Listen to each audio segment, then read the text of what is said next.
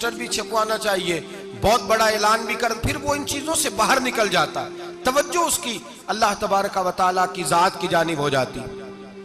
تیسرا ثمر توحید باری تعالیٰ کا یہ نصیب ہوتا ہے کہ آدمی صابر اور شاکر ہو جاتا ہے، اس کو صبر شکر نصیب ہوتا ہے۔ صبر، میرے نبی پاک نے فرمایا میرا مومن ہمیشہ فائدے میں رہتا ہے۔ یا رسول اللہ کس طرح؟ فرمایا اگر اللہ مصیبت دے تو صبر کر کے فائدہ لے لیتا ہے، اور رب نعمت دے تو شکر کر کے فائدہ لے لیتا ہے۔ مومن صابر وہ سمجھتا ہے جو میرے حق میں تھا میرے اللہ نے دے دیا، جو میرے لیے بہتر سمجھا، اس کی زندگی مطمئن گزرتی۔ جو آدمی مطمئن رہنا چاہتا ہے نا اپنی زندگی میں، وہ توحید باری تعالیٰ کے اس ثمر کو سمجھے، وہ اس طرف توجہ کرے، وہ اپنی جو چاہتا ہے نا میں خوش وقت گزاروں، میں سب سے خوشحال رہوں، تو وہ اس نسخے کو اپنائے۔ وہ یہ سوچ لے کہ جو میرے رب نے میرے لیے بہتر سمجھا تھا وہ اللہ نے مجھے عطا، وہ پھر نہ للچائے گا، نہ حسد کرے گا، نہ وہ کسی شخص کی طرف توجہ کرے گا، نہ دوسرے کی نعمت دیکھ کے اس کے دل میں خیال پیدا ہو۔ وہ سمجھے گا کہ میرے رب نے جو میرے لیے بہتر سمجھا وہ مجھے عطا کر دیا۔ آپ صحابہ کو اٹھائیں، انبیاء صلحات کیا کی سیرت پڑھیں، وہ شکوہ نہیں کرتے، وہ کہتے ہیں جو اللہ نے ہمارے لیے بہتر سمجھا تھا اللہ نے ہمیں۔ حضرت ایوب علیہ السلام بیمار ہو گئے، 60 سال تندرستی رہی، پھر بیمار ہوئے تو 18 سال بیت گئے۔ یہاں تو لوگ فٹافٹ شکوہ کرنے لگتے ہیں، بڑا بیمار ہوں، بڑی تکلیف ہے۔ جو کہتے ہیں نا یہ تو میرے اللہ کا فیصلہ ہے، رب کا فیصلہ ہے، وہ اپنی زندگی مطمئن گزارتے۔ وہ کہتے ہیں جیسا بچپن اللہ نے چاہا میں نے گزارا، جس طرح کا گھر ماں باپ کا اللہ نے جو ماں باپ رب نے میرے لیے پسند فرمائے وہ مجھے عطا فرمائے، جو رشتہ دار اس نے چاہے اس نے مجھے دیے۔ پھر انسان بڑی مطمئن زندگی گزارتا ہے، بڑی مطمئن۔ پھر وہ کہتا ہے خدا جانے بلندی ہے کہ پستی، پر جہاں میں ہوں وہاں کوئی نہیں ہے۔ پھر وہ بڑی مطمئن زندگی گزارتا ہے، کہتا ہے جہاں میں ہوں ویسا تو ہو ہی کوئی نہیں سکتا، ہم سا ہو تو سامنے مطمئن ہوتا ہے، شکر کرتا ہے، صبر کرتا ہے۔ حضرت ایوب علیہ السلام بیمار ہو گئے، 18 سال بیماری رہی۔ زوجہ کہنے لگی دعا کر لیں، آپ اللہ کے نبی ہیں، دعا کریں گے اللہ شفا دے دے گا۔ آپ فرمانے لگے تندرستی کتنی دیر رہی ہے؟ کہا 60 سال۔ فرمایا ذرا 60 سال بیماری کو بھی ہو لینے دو، پھر دعا بھی کر لیں گے۔ تو بھائی یاد رکھیں، جب انسان صابر شاکر ہوتا ہے تو مطمئن ہے، وہ سکون میں۔ پھر کسی کی بڑی گاڑی اسے پریشان نہیں کرتی، کسی کا بڑا بنگلہ اس کی طبیعت پہ کوئی اثر نہیں ڈالتا، وہ کسی آدمی کی دولت دیکھ کے مرعوب نہیں ہوتا۔ تو یاد رکھ لیں انسان، دیکھیں نا اسلام صبر شکر کا حکم دیتا ہے۔ فرمایا کہ جو ہمارے شہید ہو گئے وہ جنت میں چلے گئے، ان کو درجہ شہادت مل گیا، اور جو بچ کے آ گئے اللہ نے انہیں غازی فرما دیا۔ ہر حال میں مومن کو ہر حال میں اللہ تبارک و تعالیٰ اجر دیتا ہے۔ پھر توحید باری تعالیٰ کا انسان کو ثمر نصیب ہوتا ہے، اسے فائدہ ملتا ہے، اسے یہ لطف نصیب ہوتا ہے میرے بھائی کہ اسے نا آخرت کی زندگی پر یقین ہو جاتا ہے۔ وہ پھر دنیا میں لمبے چوڑے مکان بنانے، اسے پتہ ہوتا ہے کہ میرے رب نے تو میرے لیے وہاں بڑا عالی شان گھر بنایا ہوا ہے۔ جب اللہ کی توحید پہ یقین ہوتا ہے تو پھر وہ جہاں زیادہ بسیرے نہیں کرتا، گھونسلے نہیں بناتا۔ ہمارے قادریہ سلسلے کے ایک شیخ گزرے ہیں، میر سید عبد الواحد بلگرامی رحمۃ اللہ علیہ، بہت بڑے درویش تھے، اعلیٰ حضرت کا پیر خانہ مورہرہ شریف اور مہرہرہ والے بلگرام کے مرید ہیں۔ بلگرام سید میر عبد الواحد بلگرامی کے پاس ایک نوجوان آیا تو اس نے آ کر کے عرض کی کہ حضور میں جوان ہوں، تو جب سے سنا نا مر جانا ہے، قبر میں جانا ہے، جنازہ دیکھا ہے، قبر میں بندے کو اترتے دے، مجھے موت سے بڑا ڈر لگتا ہے، کوئی وظیفہ بتائیں یا مجھے کوئی نصیحت کریں۔ تو میر عبد الواحد بلگرامی رحمۃ اللہ علیہ فرمانے لگے بیٹے تیری جیب کس طرح کی ہے، پیسے کس طرح کے؟ کہنے لگا حضور بڑا کرم ہے اللہ کا، مالدار ہوں، خوشحال ہوں۔ آپ نے فرمایا ایک پروگرام، یہ نہیں اس کو نفسیاتی طور پہ مطمئن نہیں کیا، نہ آپ نے اسے کوئی وظیفہ بتایا، نہ ذہنی طور پر اسے کوئی لیکچر دیا، کہ فرمایا تیری مالی پوزیشن کس طرح کی ہے؟ کہنے لگا حضور میں الحمدللہ مالدار ہوں، اللہ نے مجھے نوازا ہوا ہے۔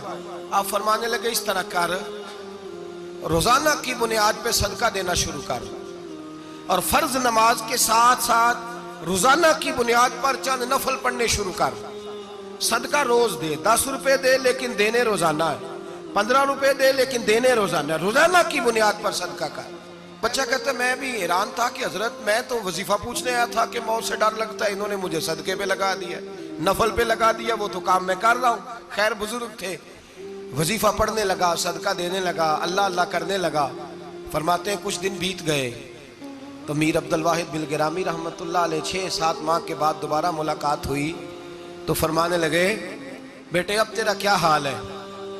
तो वो नौजवान कहने लगा हुजूर अब मुझे मरने से डर नहीं लगता, बल्कि अब तो मेरा मरने को दिल करता है। तो दिल करता है, डर नहीं लगता, अब दिल करता है। और हुजूर आपने मेरे साथ किया क्या है कि मेरा तो दिल करने लगा है मरने को, खौफ निकल गया है, दिल करने लगा है मैं जाऊं। तो बड़ा खूबसूरत इरशाद फरमाया, क्या बात है, अल्लाह वालों की बातें अल्लाह के लश्करों में से लश्कर होती।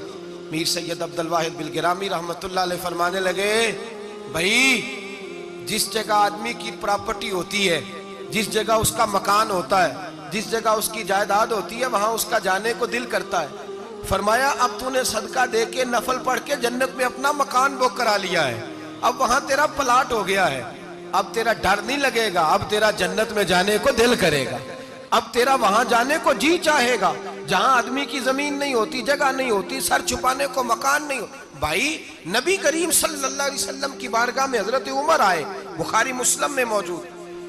कहते हैं हुजूर उठे चारपाई से तो नबी पाक के कमर मुबारक पर मोटे मोटे बान के निशान थे। अर्ज की या रसूल अल्लाह सल्लल्लाहु अलैहि वसल्लम कैसर व किसरा तो इतनी मौज में है, या रसूल अल्लाह वो तो इतनी मौज कर रहे हैं और आप इस तकलीफ में। तो महबूब ने फरमाया उमर क्या तुम ये पसंद नहीं करते कि वो दुनिया में मौज कर ले और अल्लाह आखिरत की सारी इज्जतें हमें ही अता फरमा दे? फरमाया मैं तुम्हारी दुनिया से कुछ लेने नहीं आया, मैं तो बतौर मुसाफिर यहाँ वक्त गुजार के पैगाम इलाही देने आया। तो मेरे भाई जब तौहीद बारी ताला पर तवज्जो होती है फिर दुनिया की लज्जतों पे दिल नहीं लगता, फिर इंसान सारी मेहनत आखिरत के लिए करता है, फिर उसका ख्याल आखिरत की तरफ रहता है। और मेरे आला हजरत फाजिल मुहद्दिस बरेलवी रहमतुल्लाह ताला अलैह फरमाते हैं जब तेरी तवज्जो तौहीद बारी ताला की तरफ होती है ना, फिर तो अपने आप को संभाल संभाल के नहीं रखता, फिर तो तेरा दिल करता है मैं जीऊं भी तो अल्लाह के लिए, मरूं भी तो, बोल के बताइए, जीऊं भी तो और मरूं भी तो, मेरी जिंदगी का मकसद तेरे दी की सरफराजी, मैं इसीलिए मुसलमान, मैं इसीलिए नमाजी। फिर दिल करता है कि जीना मरना अल्लाह के लिए हो। फिर सहाबा हुजूर की बारगाह में आके सिफारिशें करते हैं। हजरत अबू साद खुजैमा, बड़ी अजीब हदीस और बड़ा निराला रंग इस रवायत का। हजरत अबू साद खुजैमा रदी अल्लाह ताला अन्हु, इनके बेटे, उनका नाम साद था, बेटे बदर में शहीद हो गए। हुजूर ने ओहद के लिए ऐलान किया तो हजरत खुजैमा आए नबी पाक की बारगाह में और आके खड़े हुए तो अर्ज करने लगे महबूबा मैं दुआ कराने आया हूँ। सहाबा कहते हैं लबू लहजे में इतना हुस्न था, गुफ्तगू में इतनी मिठास थी, उसकी बोली के अंदर इतना प्यार था कि हमारे दिल मायल हो गए कि ये क्या कहने आए। हजरत खुजैमा अर्ज करने लगे या रसूल अल्लाह सल्लल्लाहु अलैहि वसल्लम, मेरा साहिबजादा, मेरे बेटे मोहम्मद साद वो बदर में शहीद हो गए थे, या रसूल अल्लाह मैं शहादत से रह गया था। हुजूर हम दोनों बाप बेटे का इरादा था जिहाद में आने का, हम दोनों का प्रोग्राम था, वो कहता था मैं जाऊंगा, मैं कहता था मैं जाऊंगा। फिर हमने कुर्रा अंदाजी की तो कुर्रा मेरे बेटे के नाम निकला, बेटा मेरा आया बदर में, फिर अल्लाह तबारक व तआला ने उसे शहादत अता फरमाई, वो शहीद हो गया। या रसूल अल्लाह सल्लल्लाहु अलैहि वसल्लम आपने कल ऐलान फरमाया है कि ओहद के लिए जाना है और रात ही को मेरा बेटा मुझे ख्वाब में मिला है और मैंने देखा है वो तो जन्नत की नहरों के करीब सैरे कर रहा है और मुझे कह रहे अब्बा जी जल्दी आ जाएं, यहाँ मिल के रहेंगे, मिल के वक्त गुजारेंगे। या रसूल अल्लाह सल्लल्लाहु अलैहि वसल्लम मैं बेचैन हो गया हूँ उसके पास जाने के लिए, दुआ फरमाए अल्लाह मुझे भी शहादत अता फरमा दे, अल्लाह मुझे भी शहादत दे दे। सहाबा कहते हैं उसकी अजीब, उसका दुआ कराने का, हमने तो देखा था लोग दुआ कराने आते हैं कोई मुसीबत के लिए, कोई परेशानी के लिए, कोई आजमाइश के लिए, कोई बीमारी के लिए। ये मुस्तफा करीम के सहाबा का बारगाह खुदाबंदी पर एतमाद, तौहीद बारी ताला पर नजर, कि वो कहते हैं हम तो अल्लाह के लिए जान देने की दुआ कराने आए, دعا کریں اللہ ہمیں اپنے رستے میں شہادت کی موت دے۔ صحابہ کہتے ہیں نبی پاک نے دعا فرمائی، پھر ہم نے حضور کی دعا کو قبول ہوتے بھی دیکھا، ہم نے اپنی آنکھوں سے مصطفیٰ کی دعا کو قبول ہوتے دیکھا، ہم نے جناب خزیمہ کو احد کے میدان میں شہید ہوتے دیکھا، اور میرے رسول پاک صلی اللہ علیہ وسلم کے صحابہ ان کی طرف دیکھتے تو رشک کرتے، فخر کرتے، کہتے دیکھو یہ وہ غلام ہے جو حضور سے دعا لے کر کے دنیا سے گیا۔ آج جو لوگوں کا مرنے کو دل نہیں کرتا، آج بڑی بڑی بلڈنگیں بناتے ہیں، بڑی بڑی عمارتیں کھڑی کرتے ہیں، بڑی بڑی جائیدادیں بناتے ہیں، ہر بینک میں اکاؤنٹ کھلواتے ہیں، سرمایہ پیسہ دنیا داری بناتے ہیں، تعلقات بناتے ہیں، سیاسی سماجی رشتے دنیا داری کے جھوٹ کے ناطے۔ توحید باری تعالیٰ پر جب اعتماد ہوتا ہے تو انسان جس رشتے کو مضبوط کرنا چاہتا ہے وہ یا خدا کا رشتہ ہوتا ہے یا محمد مصطفیٰ کا رشتہ ہوتا ہے، باقی تو پھر اس کی توجہ ہٹ جاتی، باقی تو ہٹ جاتی ہے توجہ، پھر وہ یہ دیکھتا ہے کہ خدا رسول کے ساتھ رشتہ کس طرح مضبوط ہو سکتا ہے۔ میرے بھائی توحید باری تعالیٰ اللہ کے رستے میں مرنے کا جذبہ دیتی ہے، راہ الہی میں نکلنے کا شوق پیدا کرتی ہے۔ اللہ تبارک و تعالیٰ کی توحید جب تو کامل طور پر مانتا ہے پھر تیرا آگے بڑھنے کو دل کرتا ہے۔ حضرت سیدنا انس بن مالک رضی اللہ تعالیٰ عنہ فرماتے ہیں، الترغیب والترہیب میں حدیث مبارکہ موجود ہے، فرماتے ہیں احد کے میدان میں یا اس کے علاوہ کوئی ایسا موقع تھا کہ ایک صحابی حضور کی بارگاہ میں آئے، عرض کرنے لگے یا رسول اللہ صلی اللہ علیہ وسلم، ایک تو میں غریب ہوں، دوسرا میری شکل صورت خوبصورت نہیں، تیسرا میرے وجود سے بدبو نکلتی ہے، کوئی میرے قریب نہیں بیٹھتا، اگر میں اللہ کے رستے میں جہاد کروں، اپنی راہ خدا میں جان دے دوں تو بتائیے میرا رب مجھے کیا عطا کرے گا؟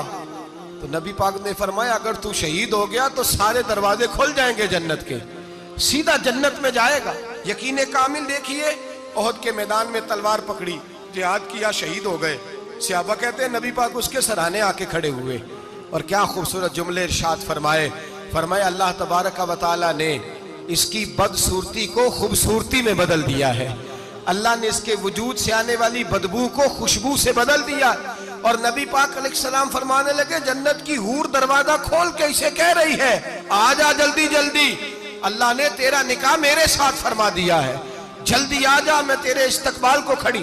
بھائیو جب انسان، اور پھر یہ جو لوگوں کا روز اعتماد ٹوٹتا ہے نا، روز لوگ کہتے ہیں فلاں سیاستدان نے فلاں وعدہ کیا تھا پورا نہیں کیا، فلاں صاحب نے یوں کہا تھا پورا نہیں کیا، فلاں آدمی نے اس طرح کہا تھا۔ جب توحید باری تعالیٰ پر اعتماد ہوتا ہے تو پھر بندوں کی طرف توجہ رہتی نہیں، پھر توجہ سیدھی اللہ کی جانب ہو جاتی، پھر خیال سیدھا رب کریم کی جانب جاتا ہے، پھر ادھر ادھر بندہ دیکھتا ہی نہیں، خیال ہی نہیں جاتا اس کا بندوں کی جانب سے، تو بالکل مزاج ہٹ جاتا ہے، سیدھی توجہ اس کی اللہ تبارک و تعالیٰ کی جانب، وہ بھروسہ فقط اپنے اللہ کی ذات پہ کرتا ہے۔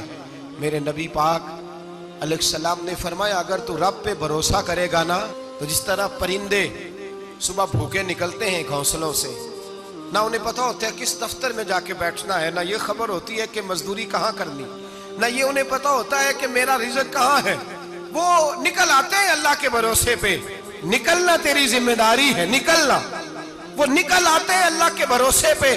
فرمایا جب نکل آتے ہیں شام کو واپس لوٹتے ہیں تو اللہ انہیں پیٹ بھر کے روزی عطا کرتا ہے۔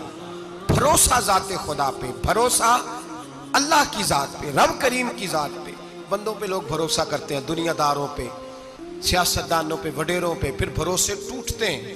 بھروسہ اللہ کی ذات پر، اور جب اللہ کی ذات پہ تیرا بھروسہ ہوتا ہے نا تو میرے بھائی ان تنہائیوں میں جن تنہائیوں میں کوئی کام نہیں آتا، ان مجبوریوں میں جن مجبوریوں میں لوگ دامن چھڑا کے نکل جاتے ہیں، جب تیرا بھروسہ اللہ کی ذات پہ ہوتا ہے تو ان بیماریوں میں جن میں میڈیکل رپورٹیں جواب دے جاتی، ڈاکٹر ہتھیار پھینک جاتے ہیں، ان تنہائیوں میں، پریشانیوں اور آزمائشوں میں جو ذات پھر آگے بڑھ کے تیرا دامن تھامتی ہے وہ ذات خداوندی ہی ہوتی ہے۔